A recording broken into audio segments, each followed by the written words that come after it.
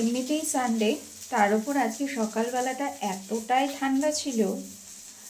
এখন রোদ বেরিয়েছে, 11টা বেজে গেছে, রোদ বেরিয়েছে। তো আজকে আমার রান্নাঘরে ঢুকে কাজবাজ করব, ঠান্ডা জলটাতেই হাত দিতে ইচ্ছা করছিল না। তো সব মিলিয়ে দেরি হয়ে গেছে। আর আজকে সেরকম রান্না, যেদিন দেখবেন বেশি রান্না টান্না থাকে না, মানে এই মোটামুটি কিছু একটা করে নিলেই হয়ে যায়, সেদিন আরও বেশি দেরি হয়।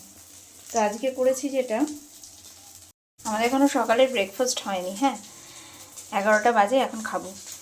তো এই গরম ভাত হয়েছে, আর পেঁয়াজকলি আলু ভেজেছি, মাছ ভাজা রয়েছে, এই যে পার্শে মাছ ভাজা, আর এখানে রয়েছে মসুরির ডাল। এটা হচ্ছে আমাদের আজকে ব্রেকফাস্ট, আর হচ্ছে দুপুরের লাঞ্চেও।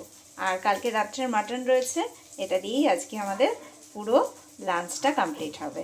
এখন ব্রেকফাস্টে এটা গরম গরম ভাত, ঘি দিয়ে, মাছ ভাজা দিয়ে, পেঁয়াজকলি আলু ভাজা দিয়ে খেয়ে নেব, ডাল দিয়ে। আর দুপুরবেলাটা শুধু মাটন দিয়েই খাবো, তারপরে রাত্রের চিন্তা রাত্রে করা যাবে।